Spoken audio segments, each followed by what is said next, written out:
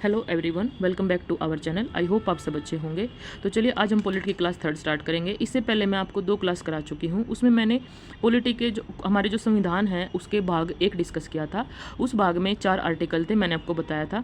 तो थोड़ा ओवरव्यू दूँ तो मैंने उसमें भाग 1 में बस ये बताया गया है कि इंडिया किसको बोलेंगे और इंडिया में कौन कौन से राज्य शामिल होंगे, कैसे शामिल होंगे, संसद की क्या पावर है, कैसे वो बड़े राज्य से छोटे राज्य बना सकती थी और कैसे छोटे राज्यों को जोड़ के बड़ा राज्य बना सकती थी। ठीक है, तो हमने ये सब देखा था।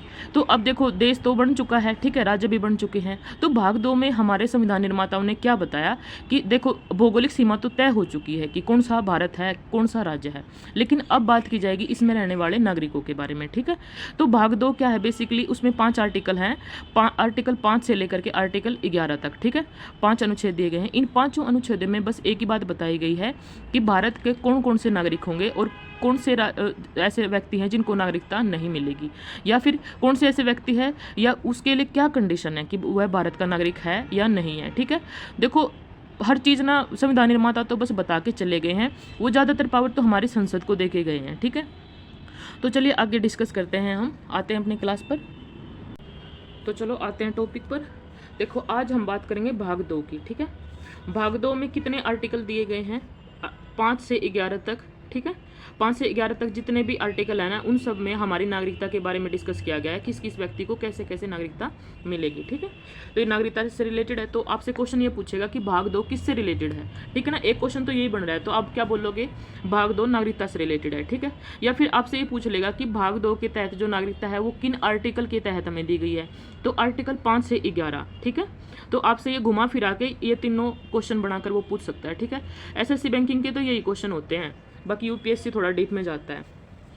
तो चलो आगे देखते हैं। देखो, नागरिकता से अगर मैं बात करूं नागरिकता की, तो नागरिक 2 प्रकार के होते हैं। ठीक है, अच्छा, एक तो हम जो रह रहे हैं देखो देश में, ठीक है, एक तो हम हो गए नागरिक, है ना, मतलब आम जनता, साधारण जनता जो भारत में रह रही है। ठीक है, साधारण जनता।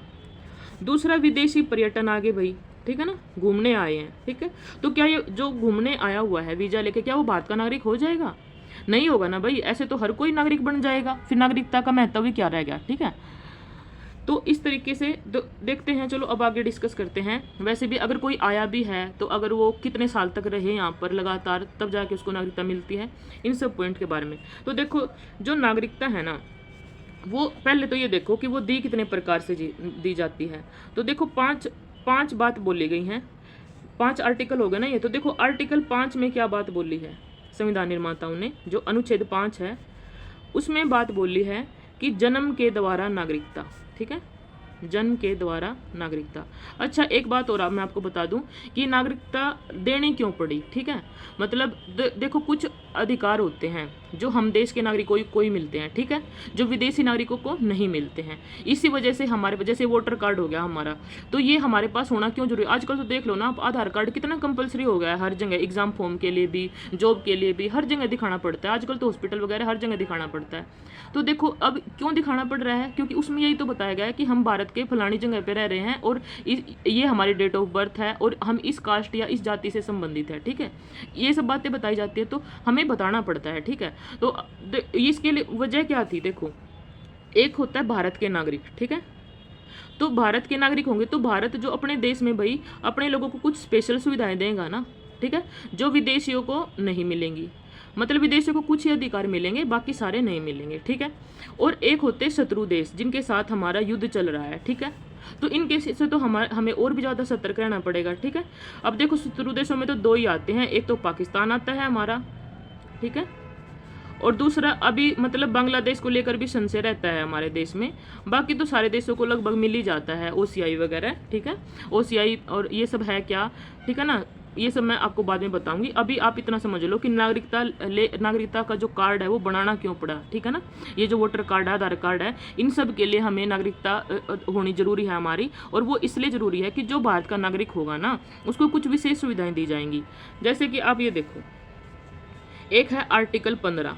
ठीक है, आर्टिकल 15 क्या कहता है कि किसी भी व्यक्ति के साथ धर्म, मूल वंश, जाति, लिंग, जन्म स्थान, ठीक है, जन्म स्थान आदि के आधार पर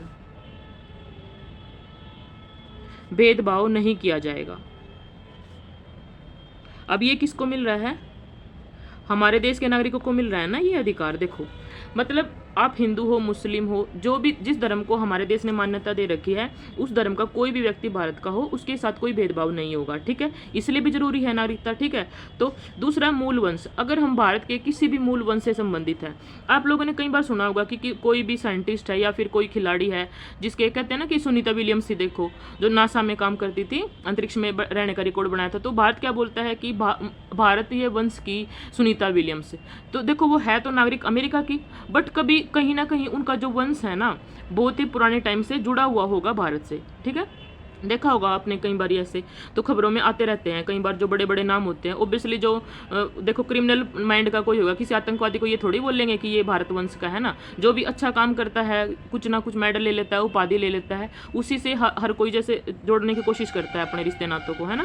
अभी भी लगा लो कोई आईएएस बन जाए या फिर कोई सीएम बन जाए, अरे मैं उसके फलाने फलाने कॉन्टैक्ट में हूँ, इस तरीके से हम बोलते हैं ना। तो ऐसे ही मूल वंश मतलब उसका वंश चल रहा है, भले ही वो इस टाइम किसी और देश का नागरिक हो।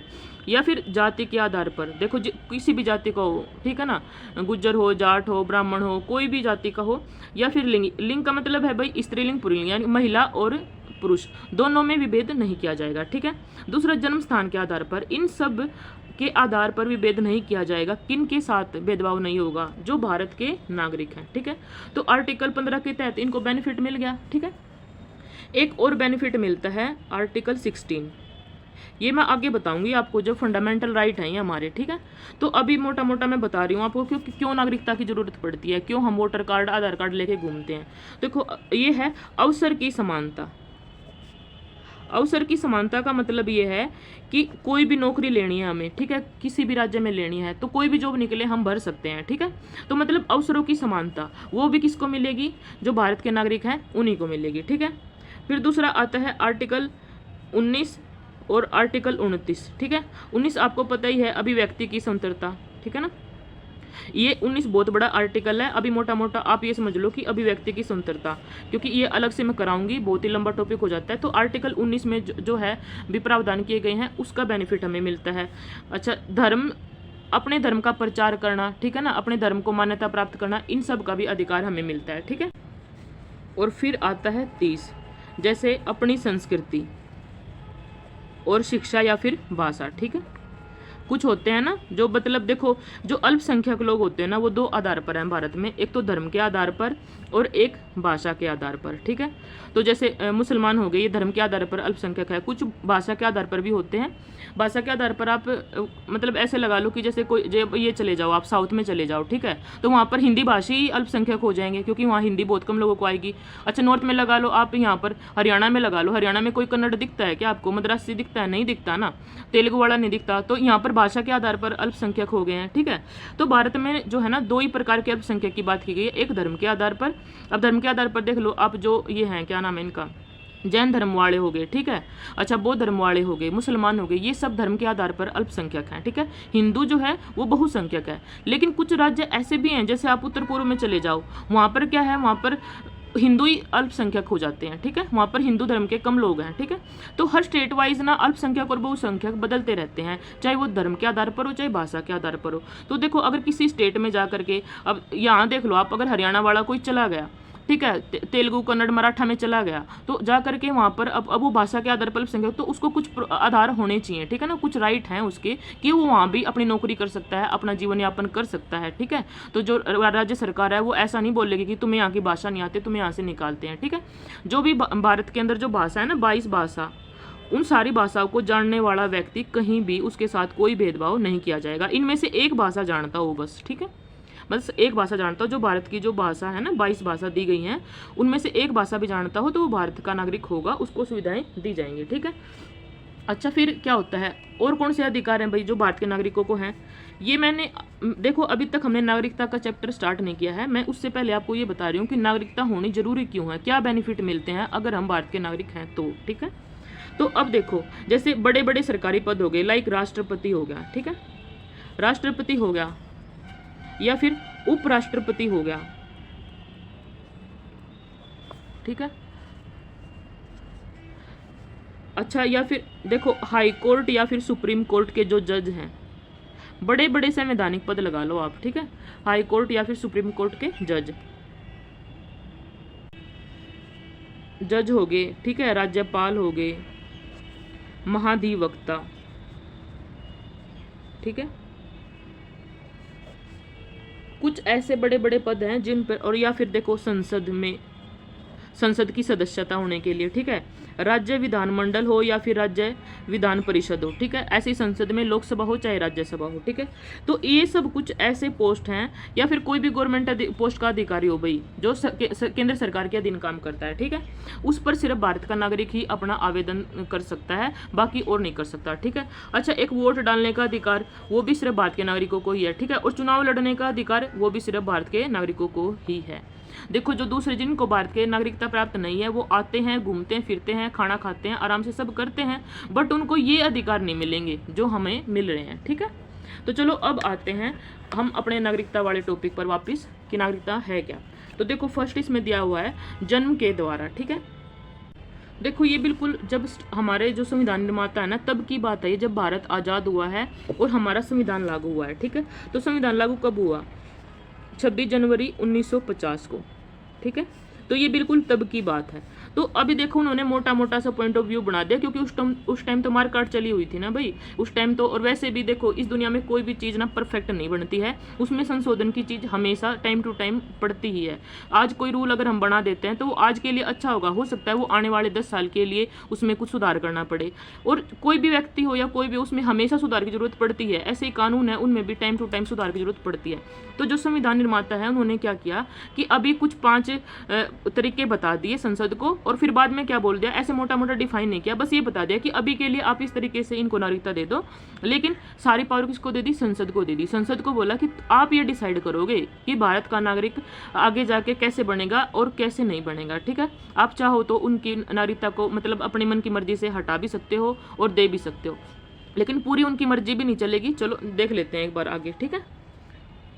अब ये कानून उनके लिए बनाया गया था। देखो, जब हमारी आज़ादी हो रही थी ना, तो पहले तो ये बोल दिया इन लोगों ने कि जन्म के द्वारा, मतलब जिस व्यक्ति का जन्म भारत में हुआ है उसको नागरिकता मिलेगी, ठीक है। तो पहली बात तो क्या बोल दी? जन्म के द्वारा बोल दी। लेकिन एक बात बताओ, हमारे कुछ सैनिक लड़ने के लिए विदेशों में भी तो भेजे थे अंग्रेजों ने, ठीक है। कुछ खुद ही स्वतंत्रता आंदोलन चला रहे थे दूसरे देशों में जा करके। तो देखो, अब वो ऐसे तो है नहीं कि एक दिन के लिए लड़ने गए थे, किसी को 10 साल 20 साल भी लग जाते थे लड़ते लड़ते। तो अब उन्होंने अपना परिवार वहीं पर बसा लिया, ठीक है। तो देखो, लड़ तो वो देश के लिए रहे हैं, लेकिन वहाँ पर उनके बच्चे पैदा हो गए, तो क्या उनको अधिकार नहीं मिलेगा? उनके बच्चों को अधिकार नहीं मिलेगा? तो फिर क्या बोला कि अगर आप कोई बच्चा जो बाहर पैदा हुआ है उसके माता पिता का जन्म भारत में हो, या तो माता का या फिर पिता का जन्म भारत में हुआ हो, ठीक है। दूसरी बात ये बोली, ठीक है। लेकिन ये बात कब बोली? संविधान लागू होने से पहले की बात है ये, ठीक है। मतलब ये दोनों कंडीशन किस पर लागू होंगी कि 26 जनवरी 1950 से पहले जो ऐसा हुआ हो ना, तब की बात है ये, ठीक है। मतलब 26 जनवरी 1950 से पहले अगर कोई सैनिक है, लड़ने के लिए बाहर गया हुआ है और उसके बच्चे पैदा हो गए हैं, तो उसके जो बच्चे हैं अभी नाबालिग हैं या फिर बालिग हो गए हैं, तो वो भारतीय नागरिकता के लिए आवेदन कर सकते हैं, ठीक है। और या फिर खुद ही है, मतलब जिनका जन्म भारत में हो गया। देखो, अब बात हुई क्या, अगर खाली जन्म के लिए बोल देते तो देखो, मान लो आप कि कोई आया है, देखो कोई भी पाकिस्तानी आ गया मान लो उठा के, ठीक है। तो अगर हम इसमें ये ना बोलते, कुछ इसमें संशोधन ना होते आगे जा करके, तो पाकिस्तानी आ करके यहाँ पर कश्मीर की किसी भी लड़की के साथ रिलेशन बनाए और फिर उनका बच्चा पैदा हो गया, तो उसने तो भारतीय नागरिकता ले ली, तो एक और आतंकवादी पैदा हो गया, ठीक है। या फिर इस तरीके से जो हमारे शत्रु देश है ना, वो भी इस चीज़ का फायदा उठा सकते थे। मान लो कोई प्रेग्नेंट लेडी है, ठीक है, ताजमहल देखने आई है या कुछ भी करने के लिए आई है, ठीक है, तो उठा करके उसको यहाँ की नागरिकता दे दी। तो ऐसे तो हर कोई नागरिक बन जाता ना भाई। और इसका फायदा देखो, जो शत्रु देश है ना, और वही उठाते थे इसका फायदा, तो इसीलिए इसमें बाद में जाकर के सुधार किया गया है, ठीक है। तो अभी इसका इतना प्रासंगिक नहीं है ये, लेकिन उस टाइम पर ऐसी बात बोली गई थी, ठीक है। तो अब बात आती है आर्टिकल 6 की, ठीक है। अनुच्छेद 6 में क्या बोला गया है? इसमें ऐसे लोगों के लिए नागरिकता का कानून बनाया गया जो, देखो, जब सबको पता चल गया था कि अब जो है ना भारत और पाकिस्तान का बंटवारा होगा, ठीक है। तो कुछ जैसे मुस्लिम ही लगा लो आप, मान लो, ठीक है, कुछ ने क्या किया, 1 मार्च को ही कहाँ चले गए, 1 मार्च के आसपास ही उठा करके पाकिस्तान चले गए। रहने के लिए। लेकिन फिर उनको लगा कि भाई जब मारकाट छिड़ी, ठीक है ना, तो दंगे हुए काफ़ी ज़्यादा, तो पाकिस्तानियों ने उनको खदेड़ा, ठीक है, मारने लगे। उनको लगा कि भाई हमारा भारत ही अच्छा था, ऐसा करते हैं वापस अपने भारत में ही चलते हैं, ठीक है। तो जो आर्टिकल 6 है वो उन लोगों के लिए है जो पाकिस्तान से भारत आए, ठीक है, पाकिस्तान से भारत आए, समझ गए आप लोग। तो पाकिस्तान से जो भारत आए हैं उन लोगों को, अच्छा इसमें भी दो कंडीशन है, देखो, एक है जो 19 जुलाई 1948 से पहले के लोग, ठीक है, मतलब वो उन लोगों की बात की गई है जो 19 जुलाई 1948 से पहले ही भारत में आ चुके थे। मारकाट होगी, ठीक है, लड़ भिड़ गए, तो उनको लगा कि भाई हम यहाँ पर सेफ नहीं है, तो वापस भारत में आ गए, ठीक है। दूसरा पॉइंट उनके लिए आता है जो 19 जुलाई 1948 के बाद भारत आए, ठीक है, उसके बाद भारत आए। तो देखो इनको तो ऐसे ही नागरिक मान लिया भारत सरकार ने, लेकिन जो ये लोग हैं ना जो बाद में भारत आए, ठीक है, तो इनको क्या बोला, इनको बोला कि आपको परमिट लेना पड़ेगा, इनको बोला कि आपको ना परमिट लेना होगा, ठीक है, गृह मंत्रालय से, ऐसे नहीं आपको रहने देंगे। लेकिन आपको जो है फिर उसके बाद 6 महीने बाद आपको नागरिकता मिल जाएगी, ठीक है। तो ये तो वो थी कि जब बंटवारा हुआ है तो क्या हुआ है, पाकिस्तान से जो लोग भारत आ गए हैं उनको लगा कि हम भारत में सेफ रहेंगे, ठीक है। तो अब आर्टिकल 7, आर्टिकल 7, आर्टिकल 7 उन लोगों के बारे में बात कर रहा है। तो देखो ये तो आज़ादी से पहले हो रहे थे, लेकिन जब आज़ादी हुई तो कुछ लोग क्या हुआ, पाकिस्तान चले गए आज़ादी के बाद, ठीक है, आज़ादी के बाद पाकिस्तान गए, लेकिन उनको भी यही लगा कि हम पाकिस्तान में सेफ नहीं है। फिर क्या हुआ, उन्होंने अपना मन बदला और फिर वापस से वो भारत आ गए, ठीक है। जिन्होंने बंटवारे के टाइम पे पाकिस्तान को चुना, पाकिस्तान गए और फिर वापस भारत पर आ गए, ठीक है। तो जब ये आए ना भारत, तो इनको क्या बोला, अब देखो ये तो इसमें आर्टिकल 6 में तो क्या थी, 10 जुलाई 1948 से पहले की बात हो रही थी, ठीक है। और लेकिन इसमें क्या हो रही है, आर्टिकल 7 में जो 1 मार्च 1947 के बाद पाकिस्तान गया है ना, देखो 1 मार्च 1947 के बाद पाकिस्तान गया कोई आदमी, ठीक है, किंतु फिर 6 महीने रहा वहां पर और 6 महीने बाद क्या हुआ, ये वापस आ गया, ठीक है, 6 महीने के बाद वापस आ गया। तो अब इसको क्या होगा, और 6 महीने के बाद तो इसको तो मैंने बताया था कि रजिस्ट्रेशन कराना पड़ेगा, ठीक है, सरकार के पास जा करके, ठीक है। तो इसको क्या करना पड़ेगा, रजिस्ट्रेशन कराना पड़ेगा। देखो अब इसमें देखो यहाँ पर तो 19 जुलाई 1948 से पहले की बात हो रही है, इसमें आर्टिकल 6 और 7 में एक ही डिफरेंस है, दोनों उन लोगों के बारे में बात कर रहे हैं जो पाकिस्तान से भारत आए हैं, ठीक है। पहले में बात ये की गई है कि जब बंटवारा हुआ कुछ भारत से पाकिस्तान में गए थे और कुछ पाकिस्तान से भारत में आए, तो इन्होंने तो बात की 19 जुलाई 1948 से पहले की, ठीक है। ये कानून उनके ऊपर लागू होता है जिनको 6 महीने के बाद परमिशन दे दी जाती है, ठीक है। दूसरा आर्टिकल 7 हो रहा है जो 1 मार्च 1947 के बाद पाकिस्तान चले गए थे, लेकिन फिर वहाँ जमीनी और उसके बाद भारत में आ गए, ठीक है। तो ये डेट आप डिफरेंस याद रखना, डेट का डिफरेंस है दोनों में, लेकिन है वही बात, दोनों पाकिस्तान गए हैं और फिर भारत आ गए हैं, ठीक है। अच्छा अब आर्टिकल 8 की बात आती है, आर्टिकल 8 क्या कहता है, आर्टिकल 8 उन बंदों के बारे में बात कर रहा है जो भारत के बाहर रह रहे हैं, ठीक है, भारत के बाहर रह रहे हैं परंतु उनका कोई बच्चा पैदा हो गया, ठीक है, जो थे तो ये भारत के नागरिक, ठीक है, लेकिन इनका बच्चा बाहर पैदा हो गया, ठीक है, वो बच्चा अभी नाबालिग है, ठीक है। तो अगर वो चाहे तो 18 साल का जब वो हो जाएगा, 18 साल के बाद ही मिलता है ना भैया आपको वोट देने का अधिकार, नागरिकता, तो वो चाहे तो वो भारतीय नागरिकता के लिए आवेदन कर सकता है गृह मंत्रालय में, ठीक है। अच्छा ये देखो आप, ये जो स्वतंत्रता सेनानी के लोग थे ना, ये गए हुए थे वहाँ पर, लेकिन वो खुद मूल रूप से यहाँ के थे, ये उन लोगों के बारे में बात है, ठीक है। तो वो गए हैं, उनके बच्चे हैं, ठीक है, वहाँ पर। अच्छा दूसरी बात आप देखो, फिर आता है आर्टिकल 10। आर्टिकल 10 किसके बारे में बात कर रहा है, अगर आपने किसी विदेशी देश की नागरिकता प्राप्त कर ली, ठीक है, किसी दूसरे देश की नागरिकता प्राप्त कर ली, ठीक है, तो भारत से आपकी नागरिकता समाप्त हो जाएगी, ठीक है। तो भारत की नागरिकता क्या है, समाप्त हो जाएगी। मतलब अगर आप अपनी स्वेच्छा से किसी दूसरे देश की नागरिकता ग्रहण कर लेते हो तो भारत से आपकी नागरिकता खुद ब खुद खत्म हो जाएगी, ठीक है। आर्टिकल 10 ये बात कह रहा है, ठीक है। अच्छा, दूसरी बात क्या है, हाँ सॉरी, ये तो आर्टिकल 9 हुआ ना, आर्टिकल 9, हाँ ठीक है। अच्छा, फिर आती है बात आर्टिकल 10 की। आर्टिकल 10 कह रहा है कि कोई भी आदमी भारत का नागरिक तब तक बना रहेगा जब तक कोई वो अन्यथा काम ना करे। अन्यथा काम का मतलब कोई देशद्रोही काम ना करे, ठीक है। देशद्रोही काम ना करे या फिर कोई मतलब क्राइम ना करे, ऐसा क्राइम ना करे कि जो उसको बर्खास्ती करना पड़े। लाइक जैसे आप ये चीज़ देखो, भारत और पाकिस्तान का युद्ध हो गया तो यहाँ पर पाकिस्तान जिंदाबाद के नारे लगा रहे हैं। तो ऐसे लोग जो देशद्रोही काम करते हैं या फिर हमारे यहाँ की जो गुप्त सूचना है, इन्फॉर्मेशन है देशद्रोही, वो जाकर के दुश्मन को दे देते हैं, तो उनसे तो नागरिकता छीन ली जाएगी ना भाई, ऐसे लोगों से, ठीक है। तो अन्यथा काम करे या फिर मतलब देशद्रोही कोई कार्य करे, ठीक है, तो ऐसे लोगों से नागरिकता छीन ली जाएगी। लेकिन अगर वो ऐसा कोई काम नहीं कर रहे हैं, आराम से रह रहे हैं, तो आप भारत के नागरिक बने रहेंगे, ठीक है, भारत के नागरिक बने रहेंगे, समझ गए। अच्छा, फिर आते हैं आर्टिकल 11 की बात। आर्टिकल 11 में एक ही बात बोली गई है कि जो नागरिकता से संबंधित जितने भी कानून है ना, उन सब को कौन बनाएगी, संसद बनाएगी, ठीक है। नागरिकता से संबंधित कानून बनाने का अधिकार संसद को दिया गया है और ये बात अनुच्छेद 11 में कही गई है, ठीक है। तो देखो, और संसद में भी कौन देखता है इसको, गृह मंत्रालय, होम मिनिस्ट्री देखती है, ठीक है, गृह मंत्रालय देखता है, समझ में आ गई। तो देखो, मोटा मोटा सा मैंने आपको ये बताया है, ठीक है। देखो अब एक बार थोड़ा सा रिवाइज कराती हूँ। देखो, जो मैंने आपको बताया अभी तक, क्या बताया कि भाग 2 के बारे में बताया। भाग 2 में मैंने आपको बताया 5 से 11 में आपको क्या है, नागरिकता दी गई है, ठीक है, ये बताया मैंने आपको। अच्छा, इसमें बात करते हैं फिर। देखो 5 तो जो प्रारंभ बात की गई है, ठीक है, मतलब प्रारंभ में नागरिकता, ठीक है। 6 में क्या है, जो लोग पाकिस्तान से भारत आए हैं बंटवारे के टाइम पर, ठीक है, 1947 में बंटवारा आता है, 1948 में 1 जुलाई 1948 वाला रूल याद रखना, ठीक है।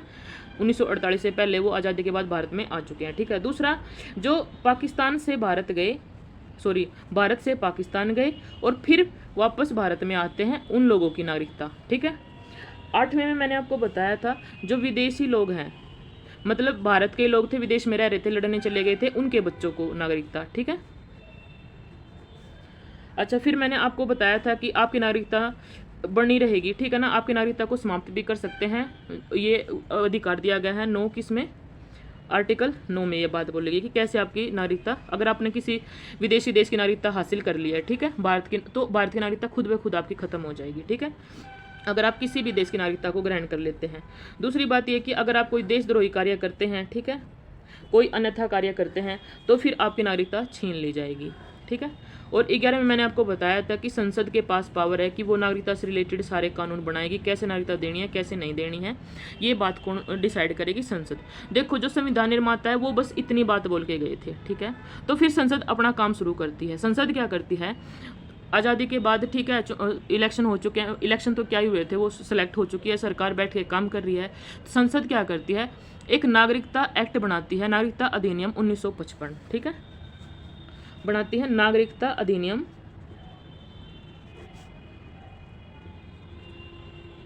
1955। देखो, आपसे क्वेश्चन पूछा जाएगा कि नागरिकता अधिनियम कब बनाया गया, ठीक है, तो आप क्या बोलोगे, 55 में बनाया गया, ठीक है। पहली बार कब बनाया गया, 55 में बनाया गया। अच्छा, फिर आपसे ना एक क्वेश्चन और पूछ देगा। देखो, मैंने अभी आपको बताया था कि कोई भी चीज़ हमेशा के लिए तो टिकी नहीं रहती है। संसद को पावर दे के क्यों गए हैं संविधान निर्माता, यही देके गए, इसलिए देखे गए हैं ना, ताकि समय समय पर आवश्यकता के अनुसार उस कानून में संशोधन कर सके, ठीक है। तो इसमें पहली बार संशोधन कब हुआ, एक क्वेश्चन बनेगा कि इसमें पहली बार संशोधन कब हुआ। तो पहली बार संशोधन हुआ 1986 में, ठीक है। वो क्यों हुआ, देखो, जो ब्लंडर हो गया था ना, पहले क्या बात बोल दी थी कि जन्म से के आधार पर बना दो, ठीक है, जो भी भारत में पैदा हुआ उसको बना दो। तो हुआ क्या कि जो पाकिस्तान के आतंकवादी लोग थे, ठीक है, या फिर जो इनके दिमाग में खुरापात चलती थी, वो क्या करते थे, आते थे और, ठीक है, भारत में ओबियसली पहले से सेटिंग चलती थी इनकी, तो भारत में उनका बच्चा पैदा होता था, उसको भारतीय नागरिकता मिल जाती थी, तो वो मजे से फिर उनको अपनी भारत की सारी इन्फॉर्मेशन भेजता था, ठीक है, भारत का नागरिक बने रह करके अपना जो देशद्रोही लोग हैं उनको सारी इन्फॉर्मेशन देता था, ठीक है। और ये देखो, ये सरकार जागी कितने सालों के बाद है, 1955 से 86 में सरकार को ये समझ में आया, ठीक है। तब उन्होंने सोचा कि अब हमें क्या करना चाहिए कि वही व्यक्ति भारत का नागरिक बनेगा जन्म के आधार पर जिसके माता पिता में दोनों भारत के होंगे, या फिर माता भारत की होगी, ठीक है। तो पिता भी जब भारत में आएगा तो वैध तरीके से आएगा। ऐसा नहीं कि भारत में पढ़ने के नाम से आ गया है, घूमने के नाम से आ गया है और फिर पिता बन के चला गया है, ठीक है, तो अपनी संतान यहाँ पर छोड़ गया है, ठीक है। तो इस तरीके से जो है ना नागरिकता नहीं मिलेगी। क्या होगा कि वैध तरीके से माता पिता हो, पहली बात तो उनमें से एक तो भारत का नागरिक होना चाहिए उसके माता पिता में से, और जो दूसरा है वो वैध तरीके से भारत में आया हो, ठीक है, वैलिड तरीके से आया हो। तो ये संशोधन हुआ था बाद में, ठीक है। देखो जैसे जैसे वो कहते हैं ना कि हर कानून को तोड़ने के लोग रास्ता निकाल लेते हैं, फिर उसी कमियों को दूर करने के लिए संशोधन होते हैं। तो ऐसे ही संशोधन हुए। उसके बाद देखो इसमें फिर एक संशोधन हुआ 1992 में, ठीक है। उसके बाद हुआ 2002 में, उसके बाद 2005 में हुआ, ठीक है। थोड़ा बहुत अभी 2015 में भी हुआ है और फिर 2019 में भी हुआ है, ठीक है। जो 2019 में संशोधन हुआ है इसकी अलग से क्लास बनेगी, ठीक है, अलग से मैं बताऊंगी। इसकी PIO जो OCI के ऊपर मुद्दा था, CA के, ये सब इनके बारे में अलग से बात करेंगे हम। तो अभी हम यहाँ वापस अपने टॉपिक पे आते हैं। तो आपसे क्वेश्चन पूछेगा कि नागरिकता अधिनियम कब बना, तो आप बोलोगे 1955 में बना, ठीक है। तो आपसे पूछेगा कि पहली बार संशोधन हुआ कब, तो 1986 में हुआ, ठीक है। तो चलो अब देखते हैं दूसरा। ये तो थी। अब ये जो नागरिकता अधिनियम है ना, ये 5 तरीके से भारत की नागरिकता भारत के नागरिक को दे रहा है, ठीक है। इसने क्या कानून बनाया, इसने बोला कि 5 तरीके से तुम भारत के नागरिक बन सकते हो। पहली बात तो जो अभी मैंने जन्म के आधार पर डिस्कस किया आप लोगों से, ठीक है, जन्म के आधार पर डिस्कस की, ठीक है। दूसरा वंश के आधार पर, ठीक है। अब वंश के आधार पर मैंने आपको बताया, वंश में देखो पिता का वंश माना जाता था पहले, ठीक है, मतलब पिता मूल रूप से भारत का होना चाहिए। आप ये देखो ना, अभी देखो जो करीना कपूर है, सैफ अली खान है, उनका बच्चा कहाँ पर, इंग्लैंड में जाकर के पैदा हुआ। तो अब ऐसा बोलते हैं ना कि भाई अब जो उसका पिता है सैफ अली खान वो भारत का है, तो ऑब्वियसली वो बच्चा भी भारत का नागरिकता ले सकता है। लेकिन ये देखो जो सानिया मिर्जा है, सानिया मिर्जा का जब बच्चा पैदा हुआ वो भारत के नागरिक है, लेकिन उनका बच्चा, पहले तो ये था कि जो माता है अगर वो माता के मूल वंश से नहीं जोड़ा जाता था, लेकिन अब क्या कर दिया गया है, अब माता और पिता दोनों के मूल वंश से जोड़ दी गई है, ठीक है। ये बात तो देखो 1992 तक तो खाली पिता का वंश चलता था, ठीक है ना, पिता। तो अगर 1992 वाला रूल होता है ना, तो सानिया मिर्जा का जो बच्चा है, जिन्होंने पाकिस्तान के है ना उनके हस्बैंड, तो अगर उनका बच्चा कल को 18 साल का होने के बाद भारतीय नागरिकता लेना चाहता तो नहीं ले सकता था, लेकिन अब ले सकता है, क्योंकि अब क्या है, अब माता और पिता दोनों का वंश की बात की जाती है, ठीक है। तो वो बच्चे के ऊपर डिपेंड है, वो लेना चाहता है या नहीं लेना चाहता है, ठीक है। ये बस मैंने आपको समझाने के एग्जाम्पल दिया है कि वंश कैसे चलता है, ठीक है, वंश के बारे में कैसे बात की जाती है। तो चलो अब थर्ड पॉइंट दिया है इन्होंने पंजीकरण के द्वारा, रजिस्ट्रेशन के द्वारा, ठीक है। बताया था ना मैंने अभी आपको, जो नागरिकता एक्ट है 1955, उसमें आपको 5 तरीके से आप भारतीय नागरिकता ले सकते हो। पहली जन्म के द्वारा क्या शर्तें हैं वो भी बता दिया आपको, फिर वंश के द्वारा, फिर पंजीकरण के द्वारा। अब देखते हैं। तो देखो कोई भी व्यक्ति आ गया, मान लो कोई नौकरी करने के लिए इधर भारत में आया हुआ है, ठीक है, जैसे हम जाते हैं विदेशों में, फिर बोलते हैं ना कि कंपनी के थ्रू काम करने गया था लेकिन अब वहीं पर बस गया है। ऐसे आपके लोगों के कोई ना कोई रिलेटिव या दूर को सुनने में आया हुआ है, ऐसे ही भारत में भी है। देखो अगर कोई नौकरी करने आया, उसको भारत पसंद आ गया है, ठीक है, तो वो क्या करेगा, अब वो होम मिनिस्ट्री में अपनी एप्लीकेशन डालेगा, रजिस्ट्रेशन करवानेगा कि मैं भारतीय नागरिकता लेना चाहता हूँ। लेकिन वो ऐसा कब कर सकता है, जब वो अपना फॉर्म भर रहा है ना, उससे पहले उसको 7 साल वो लगातार भारत में रह रहा हो, ठीक है, तभी वो इस फॉर्म को भर सकता है। समझ रहे हो आप। तो अगर वो 7 साल लगातार भारत में रह रहा है और उसको भारत पसंद आ गया है, तो वो क्या करेगा, होम मिनिस्ट्री में जाकर के अपना फॉर्म डालेगा। फिर होम मिनिस्ट्री देखेगी कि ये 7 साल से लगातार यहीं रह रहा है या नहीं रह रहा है, ठीक है। अच्छा, दूसरा एक इसमें पंजीकरण में एक बात आती है, मान लो अगर कोई लड़की है, ठीक है, कोई विदेशी है, यहाँ की लड़की से शादी कर लेता है, ठीक है, तो उसके बाद अगर वो आदमी चाहता है कि मैं भारतीय नागरिकता लेना चाहता हूँ, ठीक है, तो वो उसको भी 7 साल तक क्या है, भारत में रहना चाहिए लगातार, उसके बाद वो भी नागरिक बन जाएगा, ठीक है, होम मिनिस्ट्री के द्वारा। देखो शुरुआत में जब ये कानून बना था ना, तब तो इसकी अवधि रखी गई थी 6 महीने की, ठीक है, 6 माह की रखी गई, उसके बाद ये 5 साल की रखी गई। तो आप गलत मत कर देना, लेकिन अभी जो है ना, अभी 7 साल रखी गई है। तो आपसे ऑप्शन में 5 साल या 7 साल पूछे तो आप किस पे टिक लगाओगे, 7 साल पे लगाओगे, ठीक है। आपसे ये पूछेगा कि पंजीकरण के थ्रू कितने साल तक रहने के बाद जो है नागरिकता मिलती है भारत में, तो आप अब क्या लगाओगे, 7 साल, क्योंकि अभी के रूल में क्या है, 7 साल है, ठीक है। जब शुरुआत हुई थी तो 6 माह से हुई थी, फिर 5 साल और अब 7 साल रहना जरूरी है, ठीक है। अच्छा, जो चौथा तरीका है, फोर्थ पॉइंट है, वो है देशीकरण के द्वारा।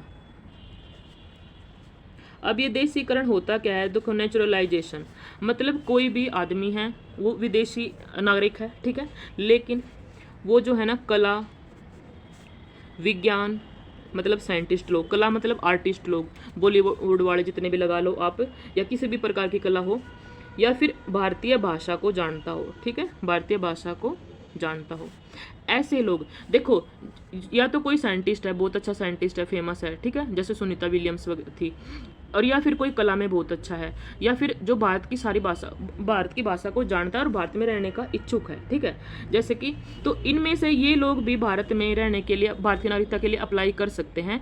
कब कर सकते हैं? अगर ये 10 साल से भारत में रह रहे हैं तो, ठीक है, 10 साल से रह रहे हैं, तब जा करके ये होम मिनिस्ट्री में एप्लीकेशन डाल लेंगे, अपने यहाँ पर रजिस्ट्रेशन करेंगे कि भाई हम भारत का नागरिकता लेना चाहते हैं, भारत का नागरिक बनना चाहते हैं, ठीक है। एग्जाम्पल के लिए मैं आपको बता दूं, देखो, जो एक पाकिस्तानी सिंगर है अदनाम सामी वैसे पाकिस्तान के हैं, बट उनको भारतीय नागरिकता मिली हुई है क्योंकि वो 10 साल से भी ऊपर से भारत में काम कर रहे हैं, वो कला के क्षेत्र में काफ़ी अच्छे हैं, इसलिए भारत ने उनको ले रखा है। अब भारत ऐसे तो इनवाइट करेगा ना भाई, अब कोई भी साइंटिस्ट है, देखो, भारतीय नागरिकता लेना चाहे तो भारत के लिए तो फ़ायदा ही है ना, भारत का जो तरक्की होगी, ठीक है ना, अच्छे अच्छे इनोवेशन होंगे आकर के, तो देखो, जो इंटेलिजेंट लोग हैं ना, उनका तो हर कोई स्वागत करता है, कोई भी देश हो, बस रोकथाम तो निकम्मों पर और जो देशद्रोही लोग होते हैं ना, उन्हीं पर होती है, ठीक है। अच्छा, 5th पॉइंट देखते हैं हम, 5वां पॉइंट क्या है जिससे नागरिकता मिलती है। 5वां पॉइंट है अर्जित भूमि वाला क्षेत्र, ठीक है, मतलब कोई ऐसा क्षेत्र जो पहले भारत में नहीं था लेकिन अब युद्ध हुआ और भारत ने उसको अर्जित कर लिया है, जीत लिया है, तो जो भारत के वहाँ के जो नागरिक है वो भारत के नागरिक हो जाएंगे, ठीक है। इसके लिए संसद कानून बना देगी और वो भारत के नागरिक हो जाएंगे। देखो, पहले जो सिक्किम था, मैंने बताया था आपको, सिक्किम भारत का पार्ट नहीं था, ठीक है। सिक्किम कब शामिल हुआ है? 16 मई 1975 को शामिल हुआ है, ठीक है, तो उससे पहले तो नहीं था। देखो, आज़ादी के कितने बाद, लेकिन अब सिक्किम भारत का अर्जित क्षेत्र है, तो सिक्किम के सारे लोग भारत के नागरिक हैं, ठीक है। इसमें कोई 1947 का रूल, कोई 1948 का रूल तो नहीं लग रहा, क्योंकि ये अब भारत का हिस्सा बन चुका है पूरी तरीके से, ठीक है। तो अब समझ आ गया। तो ये 5 तरीके हैं जो ये डिसाइड करते हैं, ये बनाए गए थे नागरिकता अधिनियम 1955 में, कि आप जो है भारत के नागरिक बन सकते हैं इन तरीकों से, ठीक है। कौन कौन से थे? जन्म के द्वारा, वंश के द्वारा, देशीकरण के द्वारा, अर्जित भूमि के द्वारा, ठीक है, और पंजीकरण के द्वारा, ठीक है। डिटेल में मैं आपको बता चुकी हूँ इन चीज़ों के बारे में। अच्छा, अब 3 ऐसे कानून भी बनाए हैं कि कैसे जिनसे नागरिकता छीनी जा सकती है, ठीक है।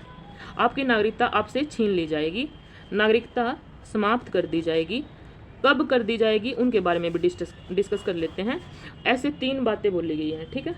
देखो, पहली बात आती है त्याग करना। त्याग करना की बात आती है कि अगर आपने स्वेच्छा से भारत की नागरिकता छोड़ दी है और किसी दूसरे देश की नागरिकता हासिल कर ली है, तो आपकी नागरिकता अपने आप ही खत्म होगी, ठीक है। पहला पॉइंट तो यही आता है, ठीक है। दूसरा पॉइंट ये आता है कि आपको बर्खास्त किया जाएगा, मतलब आपने कोई भी देशद्रोही काम किया, ठीक है, भारत के विरुद्ध सूचना पहुंचा दी है, ठीक है, देशद्रोही काम, हाँ, ठीक है, कोई भी देशद्रोही करते हो आप, आतंकवादी का काम करते हो, इन्फॉर्मेशन लीक करते हो, ठीक है, और अपने देश में रह करके दूसरे देश के उसके लिए नारे लगाते हो, ठीक है। जैसे लगा लो, आजकल तो पाकिस्तान जिंदाबाद का भी कितना इशू चलता है ना, अगर ऐसे बोल देते हैं तो आपकी नागरिकता छीनने के कगार पर आ जाती है, ठीक है, आपको आतंकवादी घोषित किया जा सकता है। तो अच्छा, थर्ड आता है वंचित होना। अब देखो, वंचित कब हो जाएंगे आप अपनी नागरिकता से? अगर आपने गलत तरीके से नागरिकता हासिल किया है और सरकार ने बात पकड़ ली, ठीक है, मतलब आपको बोला था कि आपको 7 साल रहेंगे यहाँ पर तभी आपको नागरिकता मिलेगी, और पता चला कि आप 5 साल रहे हैं, ठीक है, और आपने झूठ बोला है, तो आपको आपकी नागरिकता से हटा दिया जाएगा, ठीक है, आपकी नागरिकता आपसे छीन ली जाएगी, ठीक है। और दूसरी बात ये कि अगर आप यहाँ पर रह रहे हो और आप पर जो है ना 2 बार कोई आपको अच्छी खासी सज़ा मिल गई है यहाँ पर, तो तब भी आपसे, मतलब आपका रिकॉर्ड अच्छा होना चाहिए, चरित्र अच्छा होना चाहिए। अगर आपका कैरेक्टर सर्टिफिकेट नहीं मिला आपको अच्छा उन 7 सालों में, तो भी आपसे आपकी नागरिकता छीन ली जाएगी, ठीक है। तो ये 3 चीज़ें ऐसी हैं जिनसे आपकी नागरिकता छीनी जा सकती है, और 5 ऐसे हैं जिससे आप भारत की नागरिकता ले सकते हैं, ठीक है। तो भाग 2 में बस यही बताया गया है कि कैसे आप नागरिकता ले सकते हैं, मोटा मोटा मैंने आपको बता दिया है। अब बाकी आप अपनी बुक से रिवाइज कर लेना, मुझे लगता है कि सब समझ में आ ही गया होगा, ठीक है। अच्छा, एक जो क्वेश्चन बनते हैं ना थोड़े से, वो की पॉइंट्स मैं आपको थोड़ा डिस्कस कर लेती हूँ। देखो, हमने जो नागरिकता वाला हिस्सा लिया है वो कहाँ से लिया है? तो हमने नागरिकता वाला हिस्सा लिया है ब्रिटेन से, ठीक है।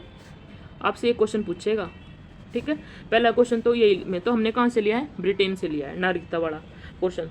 दूसरी बात, इसके लिए जो संविधान जो संशोधन या फिर अधिनियम लेकर के आई है सरकार, ये अधिनियम बनाया कब है सरकार ने, तो देखो 1955 में बनाया था ना, नागरिकता अधिनियम 1955 में। ठीक है, तीसरा क्वेश्चन आपसे पूछ लेगा कि इस अधिनियम में प्रथम संशोधन कब हुआ, ये भी पूछा जाता है बहुत बार कि प्रथम संशोधन कब हुआ नागरिकता अधिनियम में, तो हुआ 1986 में। ठीक है, प्रथम 1986 में हुआ और लेटेस्ट अभी 2019 में हुआ। ठीक है, तो अच्छा फोर्थ आपसे पूछ देगा कि जो ये नागरिकता देने का काम है संसद का, कौन सा मंत्रालय करता है, तो आप क्या बोलोगे, गृह मंत्रालय। गृह मंत्रालय के अंडर में आती है नागरिकता। ठीक है, गृह मंत्रालय। ओके, अच्छा फिर आपसे पूछ देगा कि इसको नागरिकता प्राप्त करने की विधि कितनी है, तो ये 5 प्रकार से प्राप्त किया जा सकता है। ठीक है, और त्याग कितने प्रकार से जा सकता है, तो 3 प्रकार की विधि बताई गई है, त्याग करना, बर्खास्त करना और वंचित करना। 3 प्रकार से आपसे छीनी जा सकती है, 5 प्रकार से आप ग्रहण कर सकते हैं। ठीक है, तो ये तो मैंने आपको नागरिकता का जो भाग 2 है वो बता दिया है, आर्टिकल 5 से 11 पूरा ओवरव्यू दे दिया अच्छे से डिटेल से। अब देखो, अब एक यूपीएससी वाले जो पीसीएस वाले हैं ना, बल्कि मुझे नहीं पता बैंकिंग वगैरह में या एसएससी में ये पूछा जाता है नहीं, बट इन दोनों का तो काफ़ी बहुत ही ज़्यादा इंपॉर्टेंट टॉपिक है। तो देखो, एनआरआई किसको बोलते हैं, ठीक है, पीआईओ किसे कहते हैं, ओसीआई किसको बोलते हैं, एनआरसी क्या है, अभी देखो आपने न्यूज़ में बहुत सुना होगा, ये पिछले साल 2 सालों से काफ़ी न्यूज़ में रहा था, सीएए क्या है, ठीक है, या फिर एनपीआर क्या है। ये सारे ना मैं इनका एक अलग से वीडियो बनाऊंगी और अलग से डिस्कस करूंगी, ये बहुत ही ज़्यादा इंपॉर्टेंट सेक्शन है, नागरिकता से ही रिलेटेड है। ठीक है, एनआरआई किसको बोलते हैं, पीआईओ किसको बोलते हैं, ओसीआई धारा कौन है, एनआरसी किनको मिलती है, और सीए और एनपीआर किसको बोला जाता है। ठीक है, ये हम बोलेंगे नेक्स्ट वीडियो में, मैं आपको बताऊंगी अच्छे से। तो चलो आज की वीडियो ज़्यादा लंबी नहीं करते हैं, यहीं ख़त्म करते हैं, भाग 2 कंप्लीट हो चुका है। नेक्स्ट क्लास में हम आपको बताएंगे भाग 3, फंडामेंटल राइट हमारे स्टार्ट हो जाएंगे उसमें। ठीक है, तो चलो, good luck, good study, thank you so much.